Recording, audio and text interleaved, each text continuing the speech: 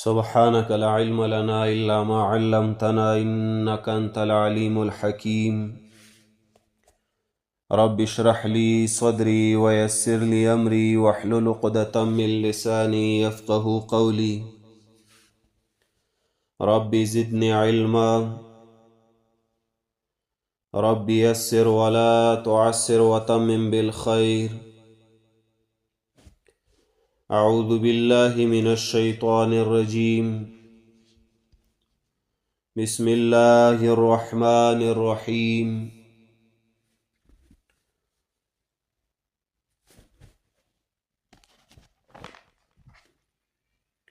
ولما جاءهم كتاب من عند الله مصدق لما معهم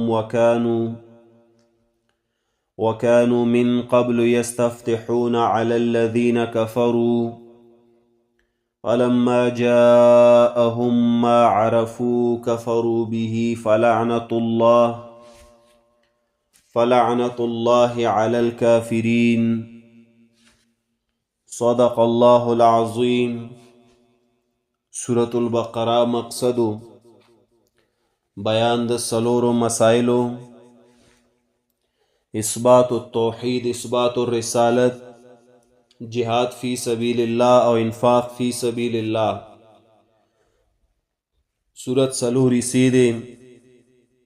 اوله حصہ سل آیتونه په اوله حصہ کې اوله مسله اثبات التوحید ذکر کړي. دویمه حصہ یو سل یو نه یو سل شپږ اویایم پورې په دویمه حصہ کې اثبات الرسالت، دریمه حصہ یو سل اووه اویا نه 253 پورې په دریمه حصہ کې جهاد فی سبیل الله، او څلورمه حصہ 254 نه تر اخره پورې په څلورمه حصہ کې انفاق فی سبیل الله تعالی بیانوي. اوله حصہ چې سل آیات دی دا مزید تقسیم دی په دریو ابوابو. باب اول شل آیاتو په اول باب کې بیان د هغه دریو ډلو کم چې سورة الفاتحه کې ذکرو اجمالا دلته مفصل ذکر کولو. باب دوم 21 آیت نه یو کم څلوېښت پورې په دویم باب کې اصل مسله وه د دې حصې اثبات التوحید په عنوان د عبودو، خو خطاب دلته عامو ټولو خلکو ته خطابو. باب دریم د آیت نمبر 40 نه تر آیت نمبر 96 پورې دی.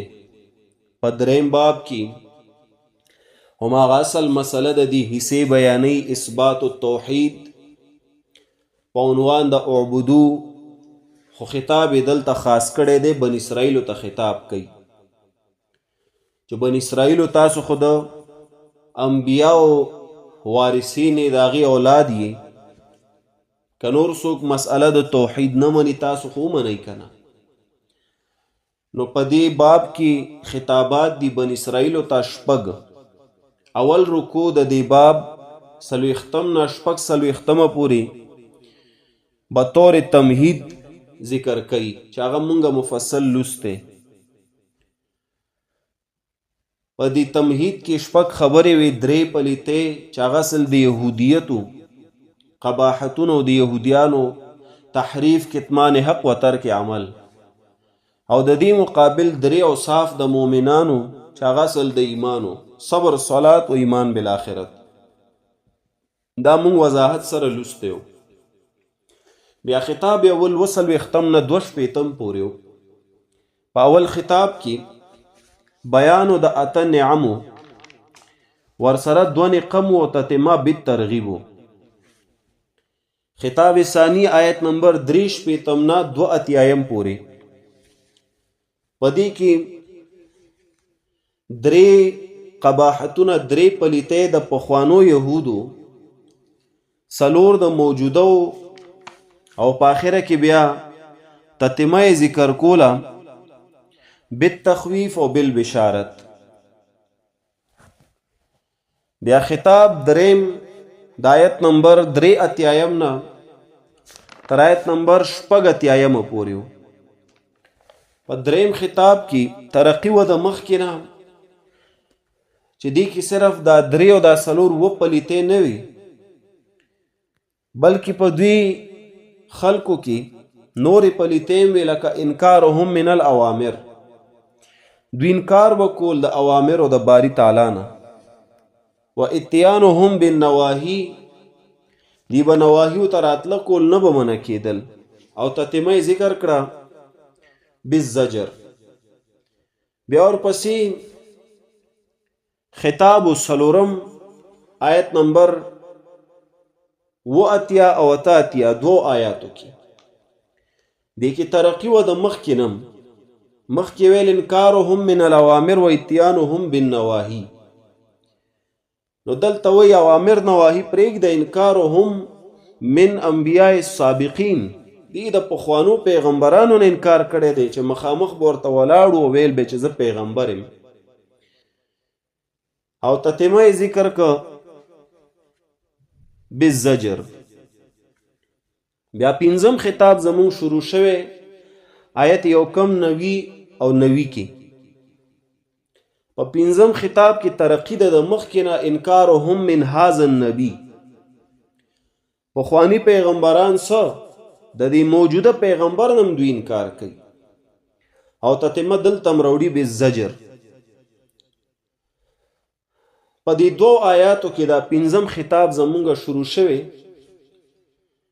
په دې کې مونږه یستفتحون علی الذین کفروا د لاندې مسئله توسل یا مسئله وسیله یو ډیره اهمه مسئله ده، د دې آغاز مونږ کړی د دې آیت د لاندې. مسئله وسیله یا توسل په ډومبه درس کې مونږه اول د وسیلې لغوي او اصطلاحي معنی وکړي چې هغه مونږه مفصل بیان کړی دی. بیا انواع د وسیله اقسام دو غټ، هغې کې یو توسل مشروع او بل توسل ممنوع یا غیر مشروع. په دې کې قسم اول مونږ مفصل بیان کړو، توسل مشروع دا په درې قسمو: توسل باسماء الحسنى، وسیله نیول په نومونه ښکلي ښکلي د الله پاک په نومونو باندې ځان الله ته نږدې کول او د الله نه غوښتل. دویم قسمو د توسل مشروع توسل بالاعمال الصالحه، الله نه د نیکو اعمالو په وجه باندې غوښتل، دی په وجه الله ته ځان نږدې کول. دریم قسمو د توسل مشروع توسل بدعاء الاحیاء، الله ته ځان نږدې کول د ژوندو خلکو په دعا باندې الله نه غوښتل. دا درې قسمونه مونږه بیان کړیو مدلل، پر یو قسم باندې ګڼ شمیر دلایل د قرآن او د حدیث د رسول الله صلی الله علیه وسلم نه مونږه بیان کړی دی.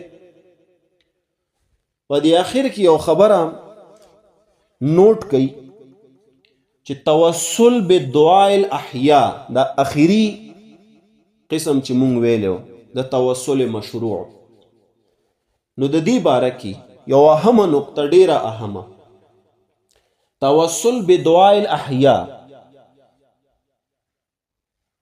ځان نږدې کول الله ته په دعا د ژوندو خلکو. دې قسم ته استشفاء من الاحیاء هم وی، استشفاء من الاحیاء، توسل بدعاء الاحیاء تا استشفاء من الاحیاء هم وی. خود دا توسل یا استشفاء دا فقط فی امور دنیا کی دی، دا دنیا په امورو کی چې ته یو ژوندي کس له ورځې مال دعا وکا زما شفاعت وکا، ژوندي کس ته وی ژوندي کس ته، نو داغه کار سوي لاس پورته کول الله نه غوښتل. او دا مسئله توسل بدعاء الاحیاء یا استشفاء من الاحیاء دا فاتحه دریم آیت دلاندې هم ما ذکر کړی دی. چالته موږ د شفاعت اقسام ذکر کولو فی امور الدنیا او فی الاخره، نو فی امور الدنیا کې مونږه قسم اول ذکر کړو من الاحیاء یا من الحی د ژوندینه، نو الته هم دا توسل بدعاء الاحیاء یا استشفاء من الاحیاء فی امور الدنیا دا مونږ ذکر کړی دی، نو چې په دې کې ګډ وډ نشي. توسل بدعاء الاحیاء، استشفاء من الاحیاء دا دواړه یو څیز دی، دا یو اهمه نقطه وه. اوس موږ راځو د توسل قسم ثانی ته، دویم قسم ته، ځکه قسم اول مونږ ولستو توسل مشروع، هغې کې بیا درې نور قسمونه. نو اوس مونږ توسل غیر مشروع یا دې ته مونږ توسل ممنوع هم وایو، دا به اوس مونږ شروع کوو. توسل غیر مشروع یا توسل ممنوع، هغه وسیله، هغه توسل چې هغه زمونږ په شریعت کې نه وي، غیر مشروع وي، یا هغه وسیله چې هغه ممنوع وي، منع وي زمونږ په شریعت کې. دا په دو قسمو ده، دو قسمه. قسم اول توسل بالاموات، دیتا مونږ توسل بزوات الفاضله هم وایو، زوات زال سره ولیکئ، او دیتا مونږه استشفاء عند القبر هم وایو. د توسل د قسم ثانی د غیر مشروع یا د ممنوع دو قسمونه دي. قسم اول توسل بالاموات یا توسل بزوات الفاضله یا استشفاء عند القبر. داسې قسمه وسیله چې هغه د مړو نه وي، یا داسې قسمه وسیله چې د زوات فاضله او هغه مړي لکه انبیا صالحین وغیره چې مړي، یا دې ته استشفاء عند القبر وي، یعنی مړ له تلل قبر څخه ودرېدل او هغې نه د دعا درخواست کول چې ماله دعا وغواړه، ماله دعا وکړه، زما شفاعت وکړه. دا قسم اول دی د توسل غیر مشروع یا د توسل ممنوع. لکه یو تن به طور مثال ورشي د یو بابا قبر له ورشي، لکه اوس خلک ورزي، څوک پیر بابا له ورزي، څوک شیخ عبدالقادر جیلانی قبر له ورزي، څوک سخی صاحب دربار ته ورزي په مزار کې. نو ځای په ځای مختلف باباګان دي، زیارتونه دي، درګاهونه دي، خلک خوشي وي. یا د نبی صلی الله علیه وسلم روزه مبارکې ته ورشي، نو ورشي اول ته بابا یا پیر قبر ته ودرېږي، ورته وي یا فلان چر څوک وي، یا رسول الله څوک وي، یا علي وي، یا پیره بابا وي، وی ادعو الله لی، اغواړه زمونږ دپاره د الله نه، اغواړه زمونږ دپاره د الله نه. نو یاد ساتئ د مړو نه د دعا درخواست کول، چې مړي ته ودرېدل قبر څخه او هغه ته ویل چې یا فلا، یا رسول الله، یا علي، یا غوث الاعظم، چې هر څوک وي، او هغه ته وی ادعو الله لی، اغواړه زما دپاره د الله نه. داسې اکثر خلک وی نن سبا، ویره مونږه د هغې عبادت خو نه کوو، د الله تعالی اولیاء دي، وی د الله نازولی دي، نازولی ټکي وی د الله نازولی دي، که مونږ پیر بابا لزو، که مونږ بل زیارت لزو، نو مونږ صرف په دې نیت ځو چې هغه هلته دعا قبلیږي زمونږ. او دعا څنګه غواړي؟ هغه ته د دعا درخواست دی چې ماله دعا وغواړه، زما شفاعت وکړه. داسې قسمه توسل یا داسې قسمه استشفاء عند القبر، د دې باره کې حکم بعض علما دې ته مکروه وی، مکروه. بعض علما ورته بدعت وی، لکه اشاعت والا.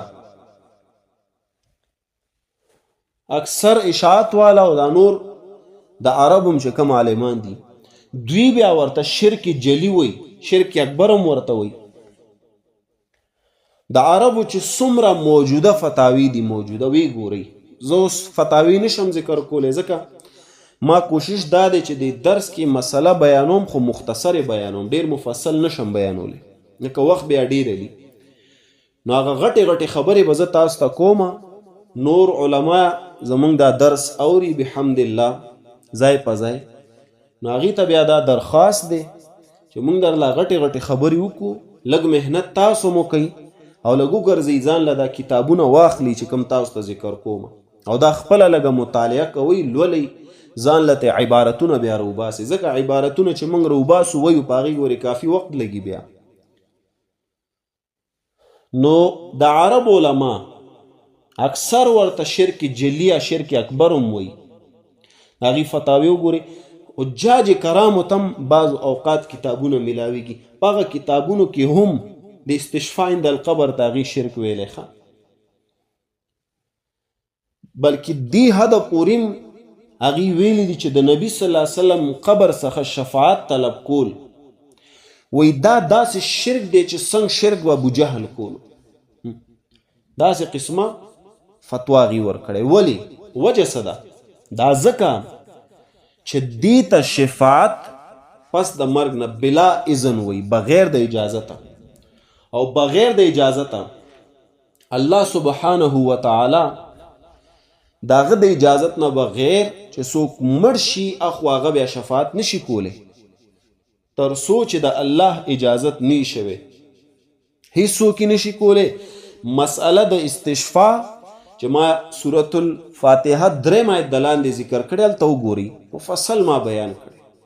او که نور هم تفصیلي کتل غواړي د امام ذهبي رحمه الله تعالی کتاب دی اثبات الشفاعت، هغه هم تاسو کتی شي. او بله د امام طحاوي شرح عقیدة الطحاویه د احنافو کتاب دی، هغه په مسئله د شفاعت باندې ډیر ښکلی کلام کړی، ډیر ښکلی بحث کړی دی. نو دا تاسو لوستی شئ، ښه تفصیلي ولولئ.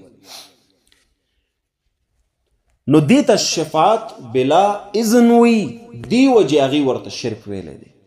سخت پیتلی دی چې دا خلک ونه کي، ځکه چې تر څو د الله پاک اجازت په قیامت کې رسول الله صلی الله علیه وسلم ته نی شوی تر هغې څوک شفاعت نشي کولی، نه پیغمبر نه ولی، تر دې حده پورې چې په خپله رسول الله صلی الله علیه وسلم نشي کولی، نور خلک خو پرېږده. او دی به لاړ شي قبر څخه به ودرېږي، وی بابا ماله وغواړه، پیر بابا ماله وغواړه، شیخ عبدالقادر جیلانی بابا ماله وغواړه. د الله بنده د قرآن سلها آیتونه دي چې په هغې کې الله سبحانه وتعالی منع فرمایلی. الله دا مونږ ته یو د مخکې نه د قیامت هغه حالت ښیلی چې د الله د اذن نه بغیر، د الله د اجازت نه بغیر څوک شفاعت نشي کولی. هغه ما مفصل فاتحه کې ذکر کړی دی، هلته بیا وګورئ.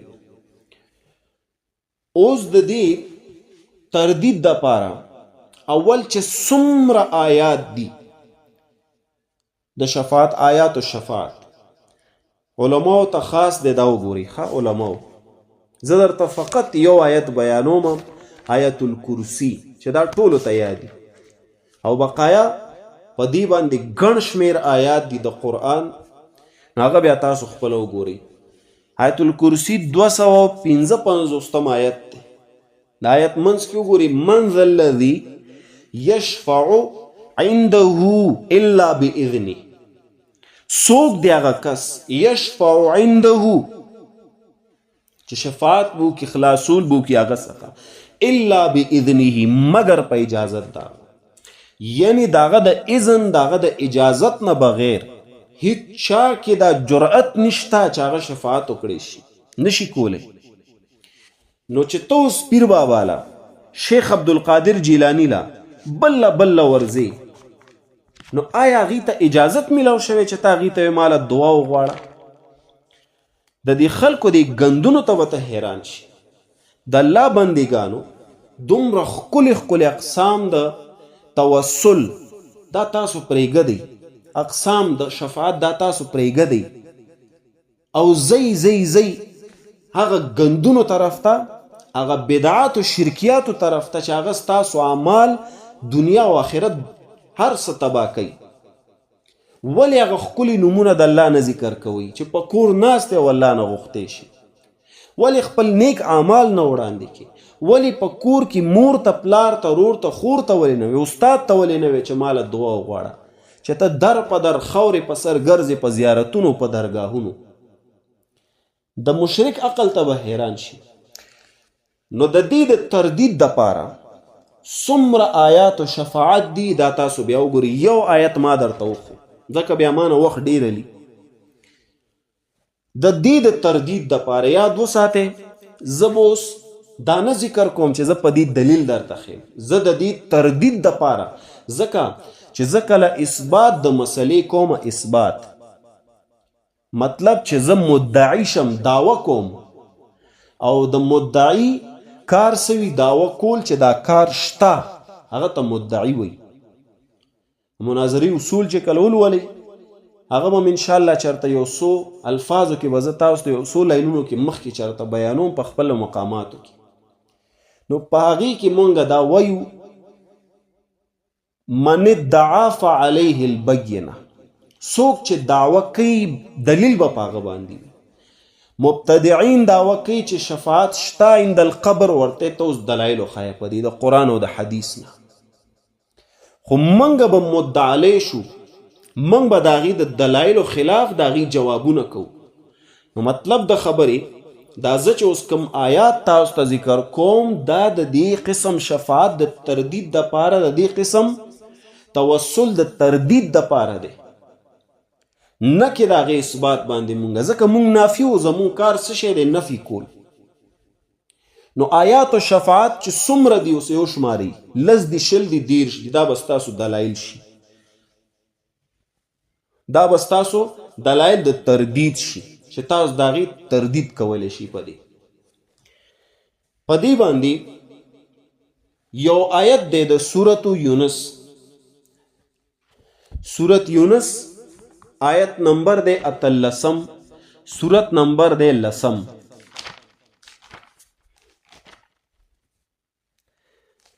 د شفاعت غیر مشروع یا ممنوع قسم اول چاغه څه شی دی؟ د توسل غیر مشروع یا ممنوع قسم اول چاغه توسل بالاموات یا توسل بذوات الفاضله استشفاء عند القبر. داغی د تردید د پار آیات و شفاعت نه بعد سورة یونس 10 سورت آیت نمبر 18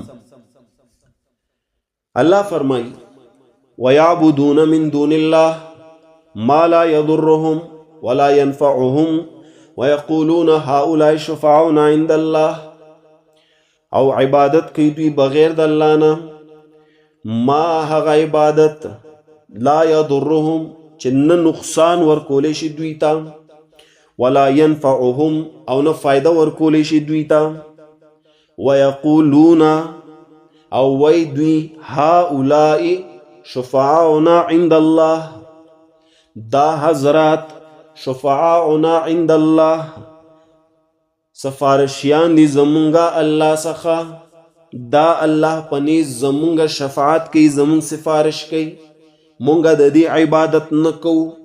دا مطلب دے دی آیت دلان دی تفسیر دے بہترین تفسیر، پا تفاسیروں کے بہترین تفسیر و زما دیر خوخ تفسیر مفاتیح الغیب دیتا تفسیر کبیر ہم وی، امام رازی رحمہ اللہ داغا تفسیر دے کل تفسیر دے نہایت بہترین.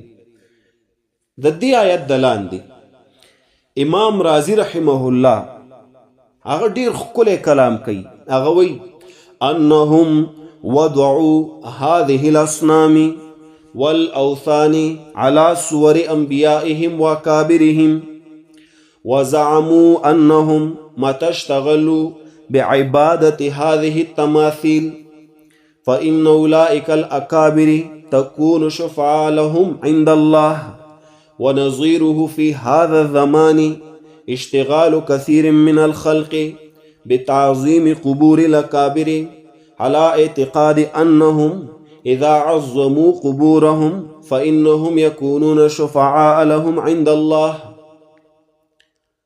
امام رازی رحمہ اللہ فرمائی انہم وضعوا هذه الاسنام والاوثان على صور انبیائهم واکابرهم. وی دی د مکی مشرکانو جوړ کړیو دا درگاهونه او دا بوتان علی صور انبیائهم په شکلونو د پیغمبرانو خپلو. چا د اسماعیل علیه السلام شکل جوړ کړو، چا د ابراهیم علیه السلام. و اکابرهم او د خپلو مشرانو، چا د لات منات او ذات شکلونه جوړ کړیو. وزعموا انهم او ګمان کول یقینا دوی متشتغلوا بعبادت هذه التماثيل چې کله دوی د دې عبادت کې د دې جوسو فإن أولئك الأكابر تكون شفاعة لهم عند الله. نو یقینا دا مشران، دا اولیاء انبیاء شي شفاعت کوونکي دوی له پنیز د الله. اوس خلک قبرونو ته ځي که نه، مخکې ته امام رازي ذکر کړی دی، هغې درګاهونه جوړ کړي وو، په هغې کې بوتانو.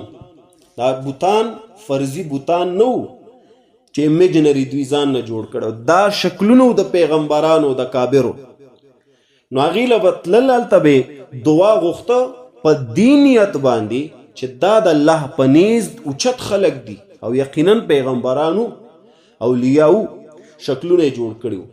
نو دی دا عقیده وه چې مونږ د دې د جوسو ته درخواست د دعا وکړو، دی د الله په نیز زمونږ شفاعت کوي. نو اوس به ته خپله وایې چې واقعي دغه عقیده په دې زمانه کې د دې د مشرکانو هم شته. او بیا خپل امام رازي وایي، زه نه ویم ونظیره فی هذا الزمان، او د دې نظیر په دې زمانه کې اشتغال کثیر من الخلق بتعظیم قبور الاکابر، هغه مشغول کېدل د ډیرو خلکو په تعظیم د قبرونو د اکابرو. د پیر بابا قبر دی، د شیخ عبدالقادر جیلانی بابا قبر دی، د لوی ځوان د بل قبر. علا اعتقاد انهم په دې عقیده چې یقینا دوی اذا عظموا قبورهم کله چې دوی تعظیم کوي د دې د قبرونو فانهم یکونون شفعاء لهم عند الله، نو یقینا دا اولیاء شي شفاعت کوونکي دوی له پنیز د الله. دا د دې زمانې د مشرکانو عقیده ده چې مونږ د قبرونو تعظیم دی لکو چې دی خوشحالیږي، دی الله په نیز بیا زمونږ شفاعت کوي. هغه عقیده د ابو جهل، دغه عقیده د دې مشرکانو یو شی. دا زنیم امام رازي رحمه الله فرمایي. نو تفسیر مفاتیح الغیب د دې سورت یونس آیت 18 د لاندې وګورئ. تفسیر حواله ورکولو آسانه طریقه هم دا ده چې سورت نمبر د سورت نوم او ورسره آیت نمبر ذکر شي. دا صفحه نمبر دا جلده اکثر چاپ کې فرق وي، په یو ځای کې خلکو چاپ کړي په یو شکل، په بل ځای کې په بل شکل، نو هلته صفحات او جلدونو کې فرق راځي. نو دی وجې بعض اوقات موږ سره چې کم تفسیر وي نو هغه د یو ځای د چاپ وي، موږ د هغې حواله ورکو چې دا جلد او دا صفحه، نو بیا بل سره بل چاپ وي، هغه چې ګوري وي دا خو دلته نشته. نو په تفاسیرو کې آسانه طریقه دا ده چې زه د صورت نوم نمبر او ورسره آیت نمبر ذکر کوم. اوس چا سره هم تفسیر وي مفاتیح الغیب کلاو دی کی صورت یونس او دی ګوري آیت 18 د لاندې انشاءالله دا عبارت چې ما وی هغې کې شته. نو آیات الشفاعت نفس صورت یونس آیت 18 د دې قسم وسیلې د تردید د پاره و. دریم نمبر کې سورت دے سورت الزمر آیت د دې دے دریم، سورت الزمر سورت نمبر 1 او آیت دے دریم نمبر آیت.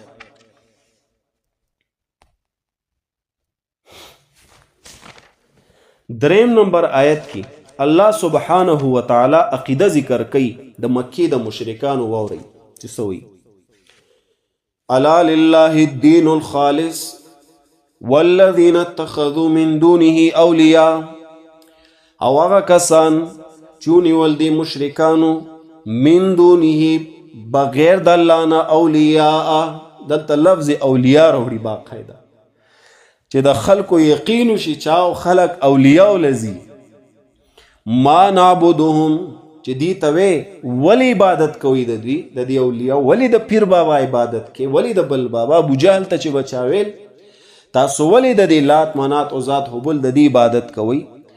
نو یقولون ویل بدوی ما نعبدهم من عبادت نکو د دوی الا لیقربونا الی الله زلفا مگر مونږ چې دوی له زو دی د پاره چې نږدې کې مونږه الی الله الله ته زلفا په درجه کې دی له زو چې الله ته مونږ نږدې کې په درجه کې صرف دی له زو نږدې کتلا نه کې دی له چې مونږ د دې عبادت کوو. نو ګوره قربت حاصلولو د پاره د توسل معنی مونږه کړي. توسل معنی سوا قربت تقرب. نو قربت حاصلولو لا دی به اولیاء لل اوس نن هم قربت حاصلولو لا خلق زی اولیاء لا. او د دې آیت دلاندې تفسیر د ابن کثیر بهترین تفسیر خپل تفسیر دی. ولی بنی شاگرد د چا دی؟ تفسیر ابن کثیر د دې آیت دلاندې سورۃ الزمر یو کم سلویخ سورت آیت دریم دلاندې کلاو که یو ګورئ هغه فرمایي ثم اخبر تعالی عن عباد الاصنام من المشرکین انهم یقولون څومره سخته جمله ویل ابن کثیر وی بیا خبر ورکړي الله تعالی عن عباد الاصنام د دې بندګانو د بوتانو د دې جوسو بندګانې ورته وي من المشرکین د مشرکانو نه انهم یقولون یقینا دوی وی ما نعبدهم الا لیقربونا الی الله زلفا. نو هغه بیا وی انما يحملهم على عبادتهم لهم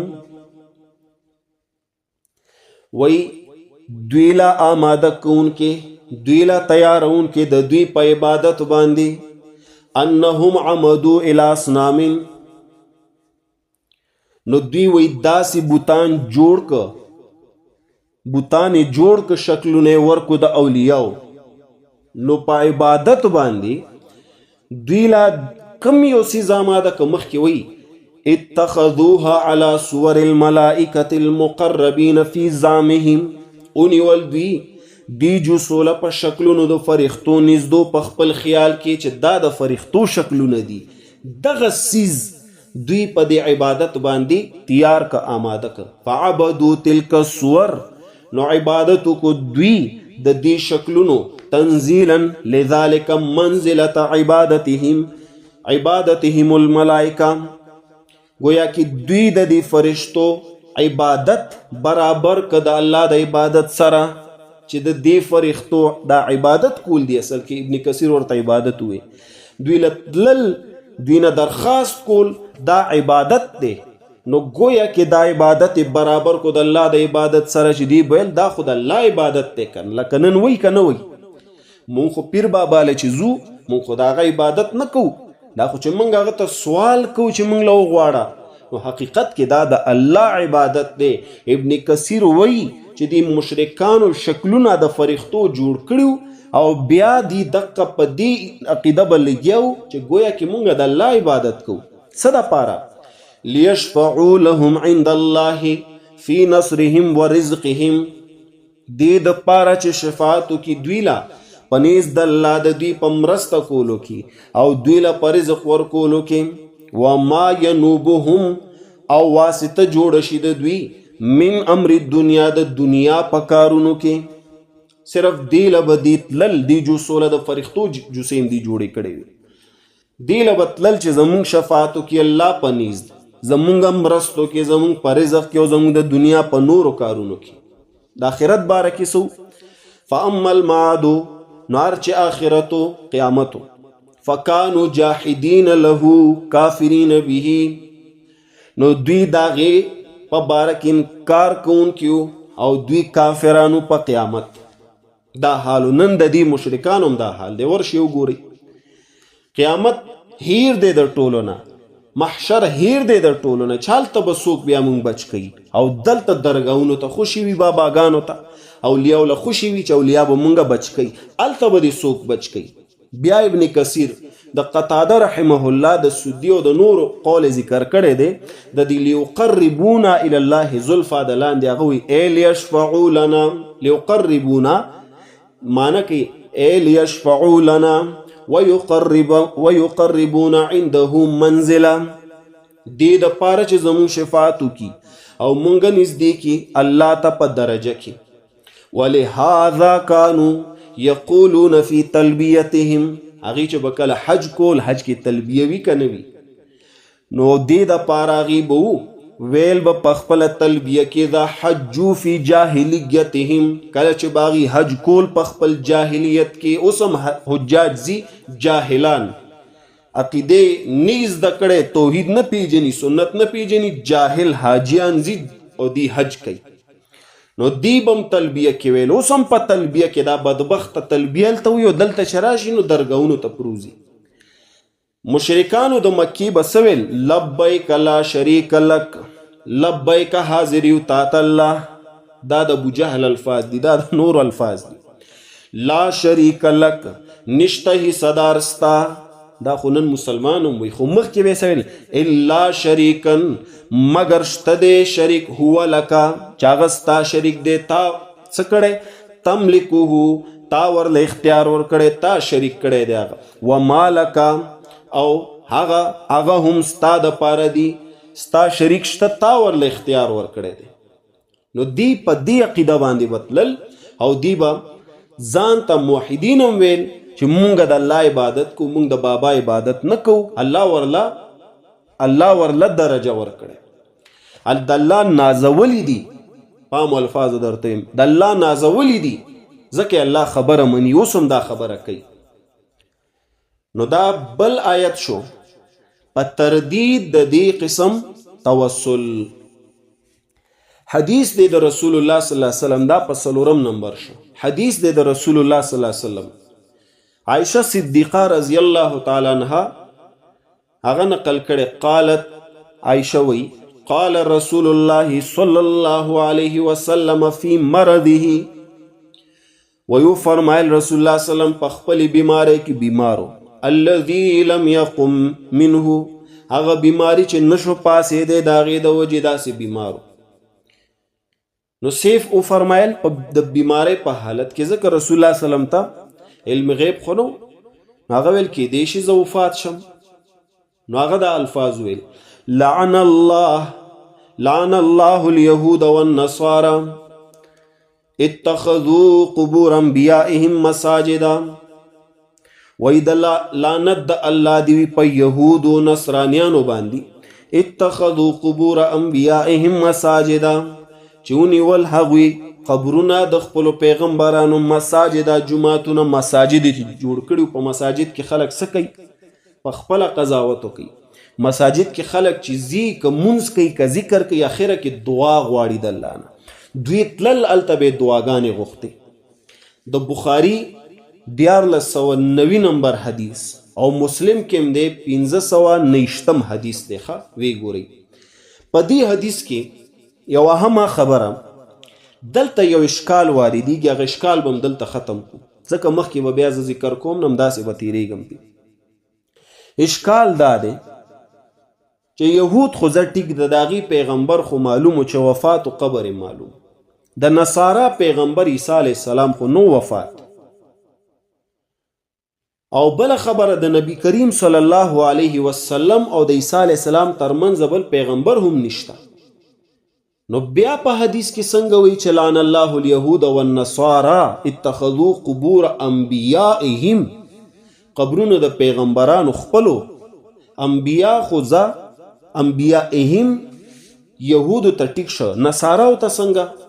اول خو یو پیغمبرو عیسی علیه السلام، دویم وفات هم نو، دریم نور پیغمبران هم ندی راغلی. د رسول الله صلی الله علیه وسلم او د عیسی علیه السلام په منځ کې لکه یو حدیث دی، ابو هریره نقل کړي، فرمایي قال رسول الله صلی الله علیه وسلم انا اولا الناس بعیسی، وی زه ډیر نږدې د خلکو نه عیسی ته.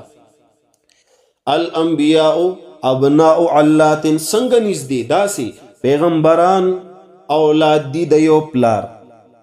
علاتی اقسام مونږ د رونو خويندو ذکر کړی دی چې پلار یوی میندې جدای هغه ته علاتی وي، لکه دې ځکه هم علات ویلې ځکه د ټول پلار یو مسله یو ده، ولیس بیني و بین عیسی نبی، او نشتا زما په منځ کې او د عیسی علیه السلام په منځ کې پیغمبر. نو بیا هم څه مطلب شو؟ دا اشکال راځي.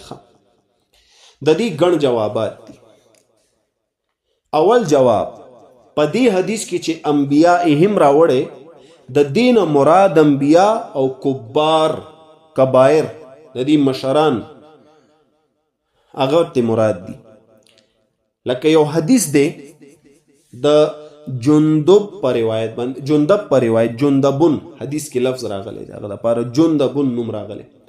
هغه وی سمعت النبي صلی الله علیه وسلم، ما وارد النبي صلی الله علیه وسلم قبل ان يموت بخمس وهو يقول الا وان من كان قبلكم كانوا يتخذون قبور انبيائهم وصالحيهم مساجدا الا فلا تتخذوا القبور مساجد اني انهاكم عن ذلك. د مسلم شریف روایت دی 1522. جندب فرمای وی رسول الله صلی الله علیه وسلم فرمایل مخکې د مړېدونه وی ویل الا وان من كان قبلكم كانوا يتخذون قبور انبيائهم، خبردار مخکې ستاسو نه خلق چې نیول هغې قبرونه د خپلو پیغمبرانو. یو بل ټکی ورسره وي وصالحیهم، او د خپلو نیکانو مساجد مسجدونه. نو په دې حدیث کې مزید وضاحت شوی انبیاء سره صالح هم راوړی. الا فلا تتخذوا القبور مساجد، خبردار تاسو نه نیسئ مسجدونه قبرونه مساجد، قبرونه نه مساجد تاسو جوړ نه کوئ پخوانو غوندې. ولی انی انهاکم عن ذلک، یقینا زم منع کوم تاسو د دې کار نه، زم منع کوم پخوانو خلقو پیغمبرانو د نیکانو قبرونو نه مساجد جوړ کړي، منځونه به کول، عبادتونه به هلته کول او دعاګانې به غوښتې. خو تاسو زه منع کوم د دې کار نه، دا ونه کوي. ځان ته وایي عاشقان رسول، بدبخته بې ایمانه، شرم و حیا پکې نه وي او زی بیا هم قبرونو ته د خپل پیغمبر د دې خبرې خلاف ورزي کوي او ځان ته وایي عاشق رسول، د خدای په غضب ککړ شي. نو رسول الله صلی الله علیه وسلم منع فرمایلی دی. نو اوس هم وګورئ مساجدو کې دننه قبرونه به جوړ وي. ولې وایي دا فلان کې ولی فلان کې بابا خدای دی وه. رسول الله صلی الله علیه وسلم نه لوی څوک په مسجد نبوي کې به ورله قبر جوړ کړی و که نه. نو تاسو باید چې اوس مسجد نبوي ته ځو دننه، دا خو مخکې نه و، دا خو د عایشه صدیقه حجره وه، هلته رسول الله صلی الله علیه وسلم دفن. دا خو توسیع راتله په مسجد نبوي کې خلک زیاتېدل، نو چې مسجد کله غټولو هله دا داخل شه، دا خو اتفاقا داخل شوی دی مسجد کې، مسجد کې خدا نو جوړ. نو دا یو جواب چې حدیث کې انبیاء هم نه مراد څه شی دی؟ دې نه مراد انبیاء هم دي او نور کبایر هم دي، او کبایر خو ډېر زیات مشران اکابر اوس هم وایي اکابرینو پسې ځو، اکابر خو ډېر زیاتو د عیسایانو، هغې خبر له به متلل. دویم جواب، په بل روایت کې فقط یهود ذکر دي. د ابو هریره په روایت ان رسول الله صلی الله علیه وسلم قال، نبی علیہ السلام فرمایل قاتل الله اليهود، هلاک دی کہ اللہ یہودیان تبا دی کی، اتخذوا قبور انبیائهم مساجدا، نیولی دی دوی قبرونه د خپلو پیغمبرانو مساجد. بخاری 413، مسلم 1513 حدیث دی. نو دی کې صرف یهودی ذکر کړي، انبیائهم ورته راجی کړي هم ضمیر. دریم جواب، په یو بل روایت کې فقط نصارا ذکر دی، خو نصارا ول صالحین لفظ راوړی دی، فقط صالحین. رسول الله صلی الله علیه وسلم فرمای اولئک قوم اذا مات فیهم العبد الصالح، دا قوم دی کله چې به مړ شو په دې کې یو نیک بنده، او الرجل الصالح، یا یو سړی نیک، بنو علی قبره مسجد، دی به جوړ کو داغه په قبر باندې مسجد. اوس هم جوړی کنه، یاره مونږ په دې قبر باندې دلته درګاه جوړو، دننه د مونځ ځای پکې جوړو چې خلک راځي مونځ کې، او دې څخه سوال دا هغه نصارا دي، دا بدبخته. وصوروا فيه تلك الصور، او شکلونه به جوړ کو په دې کې شکل. اولئک شرار الخلق عند الله، دا بدترین مخلوقات دي د الله په نزد، دا خلک د الله ډیر بدی شي. دی خو ځان ته وایي عاشقان رسول، خدا پلیتان د الله ډیر بدی شي چې په قبرونو باندې دی درگاه جوړ کی، اول ته منځونو عبادتونه کوي، دا د الله ډیر سخت بدی شي. د بخاری شریف روایت دی 414 او د مسلم 1528. دا بل جواب شو. مونږ د دې حدیث درې جوابات وکړو. یو مراد ته انبیا او اکابر دي، دویم په بل روایت کې فقط یهود راغلی، دریم په بل روایت کې نصاراو دپاره صرف صالحین ذکر دی. اوس څلورم جواب د حافظ ابن حجر رحمه الله تعالی چې هغه فرمایي د دوی دا قول انبیائهم و یهود او نصارا دا د دوانو د مجموعي د وجې جمع راغلی دی. د مجموعه دوانه جمع کړي دي کنه یهود نصارا، د یهودو خو ډیر زیاتو، نو د هغې د وجې دلته لفظ انبیا راوړی او مراد د دی مراد انبیاونه علاوه د دی نور مشران هم دي چې کم اکابرو د دوی، خو ذکر د انبیاوی صرف کو په دې باندې اکتفا کړی دی. دا د حافظ ابن حجر شارح د بخاری دغه کلام دی او د دې تایید د پاره بیا هغه ذکر کړی دی د جندب روایت او وختي چې ما تاسو ته ذکر کړ. برا فتح الباری جلد اول صفحه 1533 او 1532 کې دا ذکر دی. دا څلور جوابات شو. پنځم جواب د نصارا او د عقیدې په بنیاد باندې، اگر چې عیسی علیه السلام منګ وایو نه دی وفات، حقیقت کې داغه قبر نشته، خو د نصارا او د عقیدې په بنیاد چې هغې وایي نه هغه په سولې باندې خېجولې او پانسي کړی دی، هغه اعدام شوی دی، هغه مړ شوی دی او داغه قبر شته.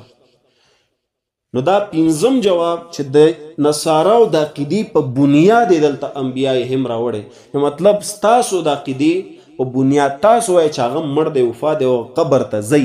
نو دی وجې رسول الله صلی الله علیه وسلم فرمایي لعن الله اليهود والنصارى اتخذوا قبور انبیائهم مساجدا. دا زمونږ څلورم نمبر دلیلو په تردید د دې قسم د توسل. اوس پنځم نمبر حدیث دی د رسول الله صلی الله علیه وسلم، اللهم لا تجعل قبري وثنا يعبد. یا الله زما قبر نه بتونه ګرځې چې د هغې عبادت کولی شي.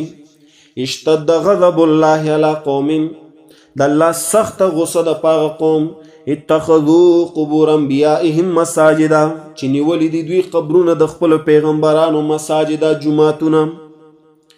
موطا دی د امام مالک جلد اول صفحه 172 او طبقات د ابن سعد هغه هم دا حدیث راوړی، خو موطا د امام مالک اصل دا حدیث ذکر کړی دی. وی رسول الله صلی الله علیه وسلم دا دعا کول، اللهم لا تجعل قبري وثنا يعبد، یا الله مگر زو زما قبر نه بت چې د هغې عبادت کولی شي، درګاه ته جوړ نه کړي چې عبادت یې کولی شي. ولې وجم ذکر کوي، اشتد غضب الله علی قوم، سخت غصه ده د الله په قوم اتخذوا قبور انبیائهم مساجدا، چې نیولي دي دوی قبرونه د خپل پیغمبرانو مساجد جوماتونه. د الله غصه ده په سخته غصه. نو رسول الله صلی الله علیه وسلم په ژوند کې د الله نه دا سوال کړی دی چې زما قبر درګاه نه کی. الحمدلله هغه سوال الله قبول کړی. تاسو نن ورشي الله داسې حاکمان داسې نظام د رسول الله صلی الله علیه وسلم په روضې باندې راولي چې هغه موحدین وي ښه کلک. ګني دی مشرکانو به پته نشته څه کول، د دې افغانستان پاکستان او هندوستان خاص کر دی مشرکانو دا درګاونو والا دوی به والله عالم څه کول. زیم هغه اوسپنې دي هغه به یې په ځان کې دننه کړي، هغه به یې خوړلي وو د وجې د تبرک نه. نور خو پرېږده ده جالې لګېدلې دي هغه به یې سټل، خو هلته چې حاجیان ورله مخ تو کې او دعا داسې لاس پورته کړي د شفاعت دپاره په دې لاس یې وي چې الله طرف ته لاس پورته کړه، دا بدبخته به هلته ولاړي او وایي چې زمونږ شفاعت وکړه. دا به د قیامت په ورځ بدبختو دا دلته نشته، دلته یې تابعداري وکړئ، دلته یې حکمونه ومنئ چې څه درته ویلي هغه رنګ ژوند تیر کړئ. قرآن یې درته پرېښي قرآن یې زده کړئ، حدیث یې درته پرېښي هغه یې زده کړئ، په دې عمل وکړئ. بدبخته بیا ستا د وینا حاجت نشته، هلته به درله بیا شفاعت وکړي. اوس ورپسې شپږم نمبر بل حدیث دی د رسول الله صلی الله علیه وسلم د حضرت جابر پر روایت. رسول الله صلی الله علیه وسلم وی فرمای نهى رسول الله صلی الله علیه وسلم ان يجصص القبر وان يقعد عليه وان يبنى عليه. منع فرمایلی رسول الله سلم دا چې قبر پوخ کړی شي جوړ کړی شي. خلک قبرونه جوړوي که نه، په ژوند کې قدر نه کوي، او چې کله مړ شي نو یاله قبر ورله پخومه. بدبخت هغه پې څه کوي هلته؟ ته ورله محل جوړ که، څه به پې وکړي؟ بیا ویله جال پې لګومه. جال څه دپاره لګي؟ رسول الله سلم منع فرمایله دې اشیاونه. دا بدبخته خلک، دا مسلمانان د دې زمانې هغه کارونه کوي کوم چې د رسول الله سلم د فرامینو خلاف دي، ټول په هغې رسول الله سلم خفه کېږي. همغه کارونه دي کوي دا بدبخته. او وجه څه ده؟ وجه ورپسې شاته دا بیمانه ناکاره ملایان دي چې دې مسله نه دی کړی او نه یې کوي، او که بلې کوي نو په هغې د کفر فتوې لګوي. که زما دا بیان ملا ووري، ناکاره ملا، هغه به دا کفر غږوي، نو بیا به وام چېرته زموږ دې درسونو ته کښېني. نو نبي علیه السلام منع فرمایلی د قبر د تجسیس نه، قبر جوړولو نه. ګوره شرعي مسله، فقهي مسله هم دا ده چې قبر به کچه جوړې، دومره به اوچتې چې یو لیشت وي کم از کم د ځمکې نه. موږ څه جوړو؟ سړی نه وي او قبر ورله داسې جوړ کي، ته به وایې چې بس د زمانې یو لوی فرعون و، یو لوی سړی تیر شوی و. نبي علیه السلام منع فرمایي د قبر د تجسیس نه. دویم وان یقعد علیه، او دا چې کیناستی شي په دې قبر، یو خو دا مانم کیدی چې د قبر د پاسه مه کینه. ځکه لاندې تې ستا غوندې یو سیس خښ دی، ته به هم سبا داسې بیا مردار پروت دی او ته په هغه قبر کینې. یا دا په قبر باندې کیناستو نه مراد لکه دا مچان نه دي، دا منجوران، دا کاږه واږه، دا پیران، دا خلک چې ناست دي په قبرونو، دا هم ته مراد دی. په قبر مه کینئ، لاړ شي دیره واچي قبرونو څخه. وان یبنى علیه، او د دین منع فرمایي چې په هغې باندې آبادي وشي په قبرونو. نن وګورئ لوی لوی منارې پې جوړې کړي، درګاه تې جوړوي. نو رسول الله صلی الله علیه وسلم د دې اشیاو نه منع فرمایلی. کینې به هلته نه، قبر به جوړی نه، آبادي به پې نه کې چې تا هلته بیا ځې او هغه نه غواړې، ولې خو ختم شو، خبره ختمه. نو دا تقریبا شپږ داسې آیات او احادیث ما تاسو ته ذکر کوم، شپږ چې په دې باندې مونږ تردید کوو د توسل د دې قسم اول. اوس دې نه علاوه په دې د علماو اقوال هم شته، اقوال هم شته د علماو. لکه کتاب د کتاب الاثار د امام محمد رحمه الله، هغه خپل او د امام ابو حنیفه مذهب ذکر کوي، ځکه حنفیان په دې ګن کې ډیر مبتلا دي. حنفیان هغه فرمایي لا بأس بزیارة القبور للدعاء للمیت ولذکر الآخرة، وی هیڅ جګړه نشته په زیارت د قبرونو چې ورشي زیارت یې وکړي. وی ګوري څه دپاره؟ للدعاء للمیت، د پاره د دعا غوښتو، د پاره د مړي، نه کې للدعاء من المیت، دا نه وی للمیت، وی د پاره د مړي، من المیت نه وی، دا د هغې عقیده نه ده حنفیانو. دویم ولذکر الآخرة، او د پاره د یادولو د آخرت. دا دعا مقاصد دي د زیارت د قبور چې قبرونو ته ورځي، فقط دا دو مقاصد، یو میت له دعا وغواړوئ، او دویم د پاره د تذکیر د آخرت چې آخرت تا ته یاد شي. فبهذا كله ناخذ وهو قول ابي حنيفه، او په دې باندې مونږ ټول وی کلک دغه عقیده زمونږ د ټولو د حنفیانو به دا عقیده وي. وهو قول ابي حنيفه، دا قول هم دی د امام ابو حنیفه، دا دغه قول دی.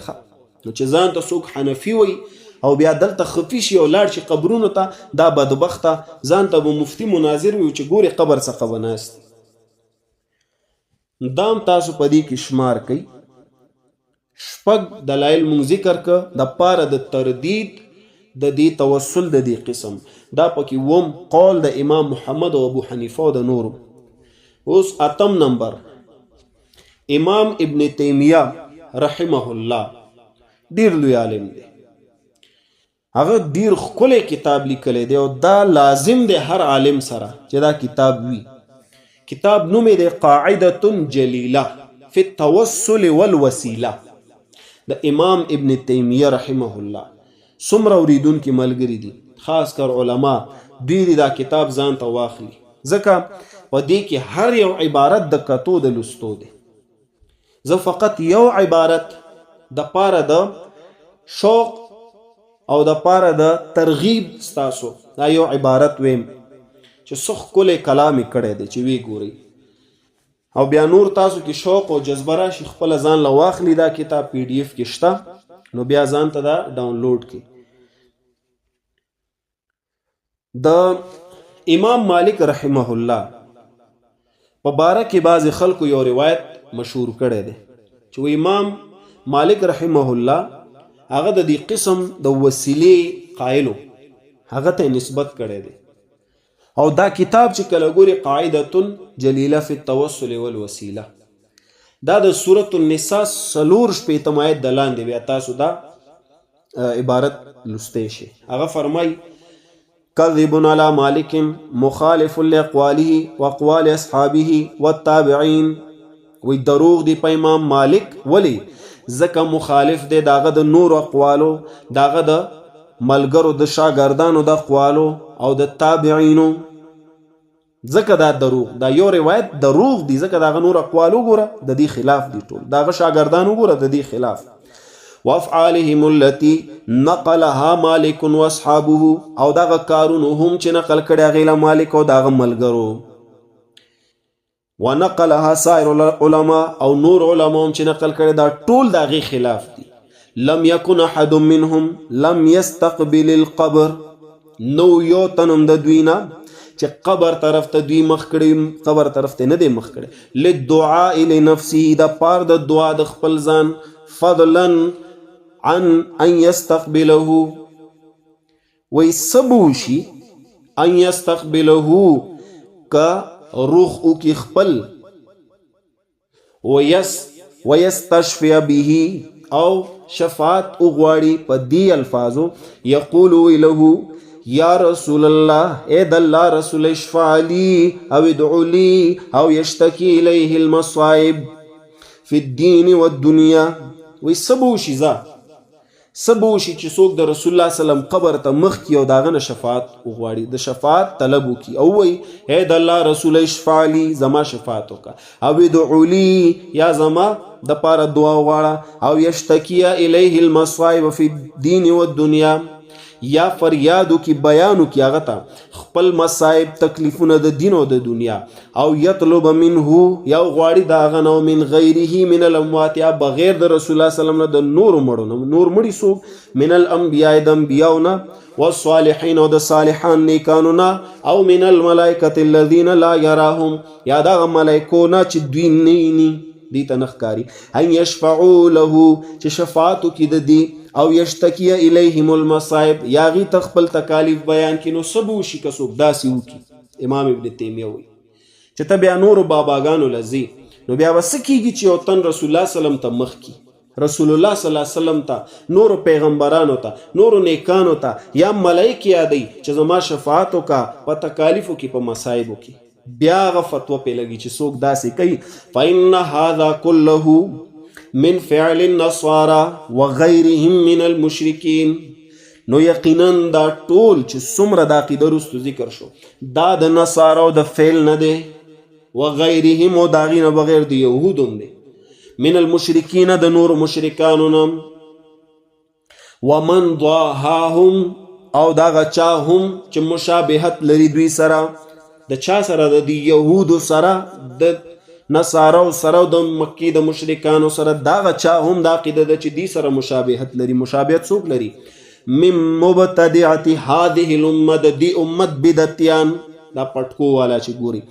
ليس هذا من فعل السابقين دا فعل نو د سابقین او اولین من المهاجرین د مهاجرین والانصار او د انصارو انصار او مهاجرین صحابه السابقون الاولون وګورا دا داغي فعل نه دی داغي چرته نه دی کړي چا کړي وی دلیل خیا والذین تبعوهم باحسان او دا کسانم چې تابع دي داغي پنه کې یعنی اوچت خلق اغي دا کار نه دی کړي ولا مما امر به احد من ائمه المسلمین او نه دا هغه چانه چې امر کړي په دی باندې او تند ائمه د مسلمانانو سلور ائمه دا غیم پینشته دا چې امام مالک یادي وی کذبون دا دروغ دی هغه پسې ځکه داغه د اقوالو داغه د افعالو داغه د شاګردانو د اقوالو ټول خلاف دی دا یو روایت.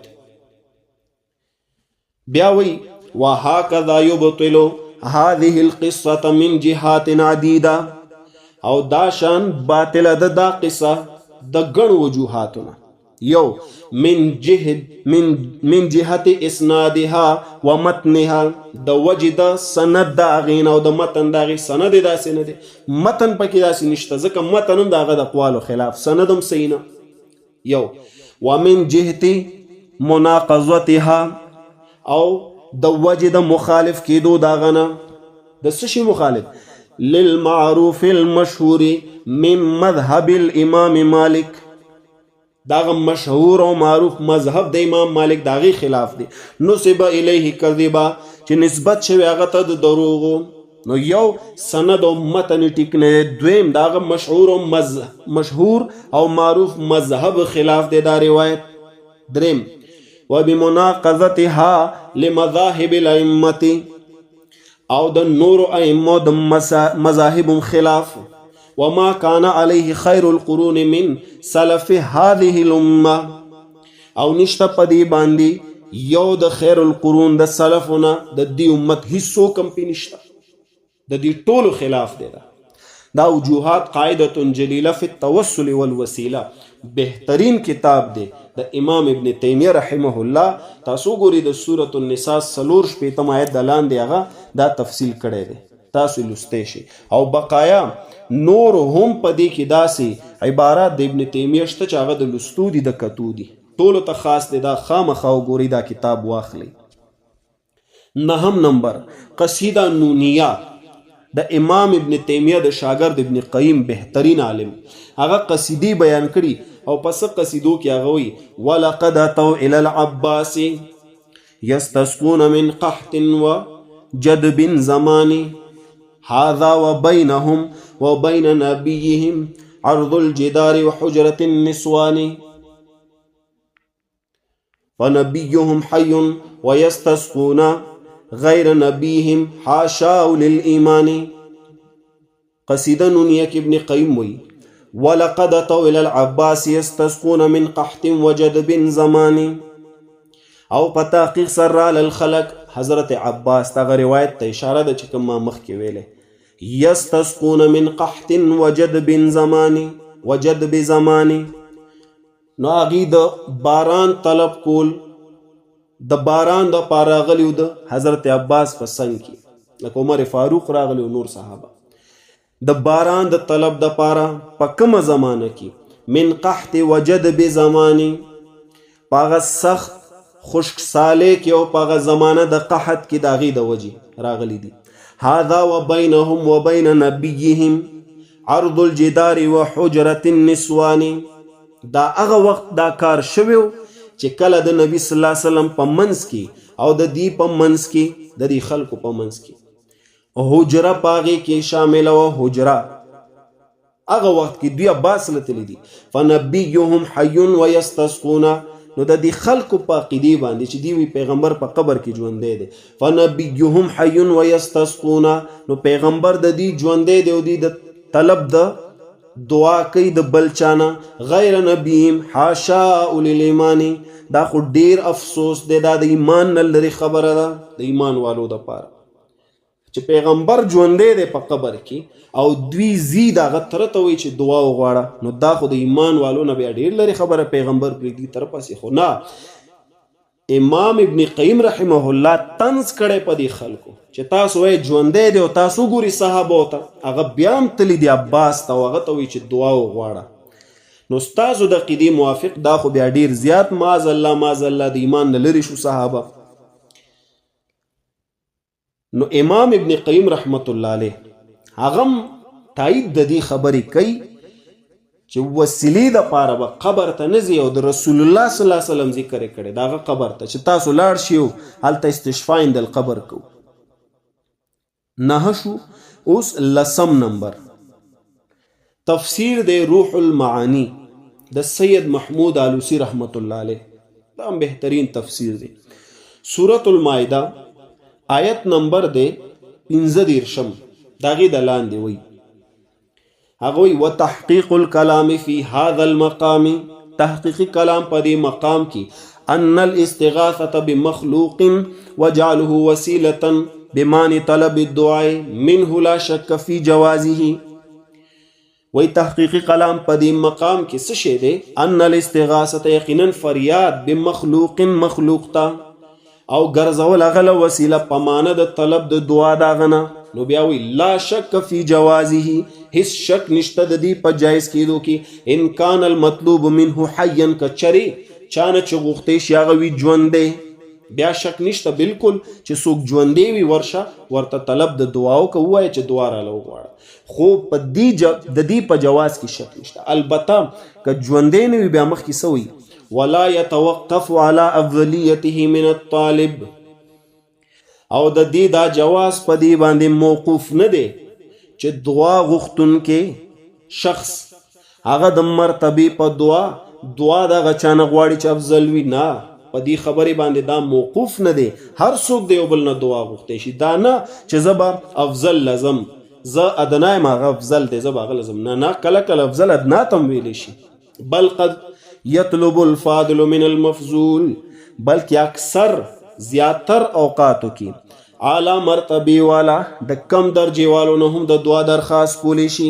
فقد صح انه صلی الله علیه وسلم، بیا د رسول الله صلی الله علیه وسلم حدیث په ذکر کوي چې موږ مخکې ذکر کړی دی. قال لعمر، عمر ته وویل لما استاذنه فی العمره، کله چې داغه نه اجازه غوښتو په باره د عمرې کې، لا تنسانا یا اخی من دعائک، هیر نه کې مونږه روریا په خپلو دعاګانو کې نبی سلام افضل دی، پیغمبر دی، امتی ته وایي چې ماله دعا وغواړه. بل روایت په ذکر کوي سید محمود آلوسی وامره ان یطلب من اویس القرنی، او دا چې امر یې ورته کړو وی طلب د دعا وکړه د اویس قرنی نه هم ان یستغفر له چې بخنو غواړي هغه له. اما اذا کان المطلوب، هر چې کله وي مطلوب چانه چې د دعا طلب کیږي، منه میتن د دینه هغه مړوي.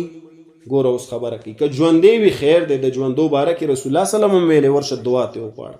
خو که مړ وي میت وي او غائبا یا غایب وي نشته، فلا یستریب عالم انه غیر جایز، نو یو عالم هم په شک کې نه دی د دې په ناجایز کېدو کې. ناجایز دی، هر یو عالم دا ناجایز دی، هر یو عالم ته پته ده دا ناجایز دی. وانه من البدع التي، او یقینا دا عقیده د بدعاتو نه ده، التي هغه بدعات لم يفعلها احد من السلف چې نه دی کړی دی له یو تن هم د سلفونه. د سید محمود آلوسی فتوا ذکر کوم، بدعتي ورته وي، بدعتي چاته بدعتي وي هغه چاته چې زی قبر څخه وي استشفاء عند القبر جایز دی، ورته بدعتي وي.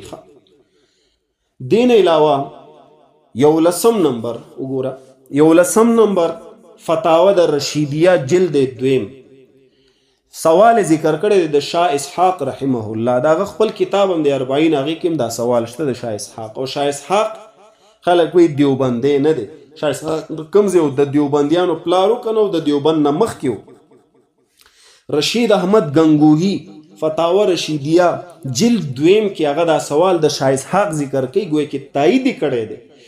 دا رشید احمد گنگوهی دیوبندیو کنو، کدا دیوبندی نه ستا پلارم دیوبندی نه دی. داغه نه سوال شوی، سوال داسې دی از اهل قبور به طریق دعا جائز است یا نه؟ وی از اهل قبور به طریق دعا جائز است یا نه؟ وی اهل قبور نه داغي په طرق داغي په وجه دعا غختل جایز دی او کنه. ناغه ورته وی استعانت و استمداد از اهل قبور به هر نهج کې باشد جایز نیست. مدد غختل د اهل قبور نه د مړو نه په هر یو نهج باندې چې هغه وی هغه ناجایز دی. نو دا د دیوبندیانو د کتاب حواله مې در اخر کې درک، دین علاوه تفاسیر مې درته ذکر کړ، د لوی علماء کتابونه مې درته ذکر کړ، دین علاوه هم په دې نور حواله مشته. خو وخت کم وی نو په دې لږ وخت کې دا هر سره غونډول ډیر زیات ګران وي، اگر چې اوس ما ډیر وخت واغستو د دې حواله جاتو پر غونډولو کې. بهرحال دومره په دې به زه اکتفا وکم، دا ډیر دی. د دې دویم قسم وسیله د توسل دویم قسم توسل غیر مشروع یا توسل ممنوع. د دې په قسم اول توسل بالاموات یا توسل بزوات الفاضله یا استشفاء عند القبر باندې دا آیات او دا احادیث او دا د علماء اقوال دا د دې په تردید باندې ان شاء الله تعالی تا د لپاره کافی او شافی وي. او دین علاوه ستا مخې ته چې څومره مرازي مطالعه کوي علماء د هغې نه بس حوالې رالی او ځان سره یې لیکئ، ځان له یو نوټ خپله جوړ کړئ. نو دا قسم اول مونږه ذکر کو توسل بالاموات. ان شاء الله آینده سبق کې به د دې قسم ثانی ذکر کو توسل بحق الانبیاء والصالحین. توسل د انبیاء په حق وی کنه خلق بتوفیل فلان د فلان کی په توفیل د فلان کی په حق. نو دا به ان شاء الله تعالی آینده سبق کې مونږ ذکر کو. او په دې آیت کې د سورة البقره دا آیت چې زمونږ د مطالعې د لاندې دی یستفتحون علی الذین کفروا دیزی کې به زه دا دویم قسم ان شاء الله د دې وضاحت هم کوم، بیا به مونږ مخکې ځو سبق به مخکې بیا یو. وصلی الله تعالی علی خیر خلقه محمد و آله و اصحابه اجمعین برحمتک یا ارحم الراحمین.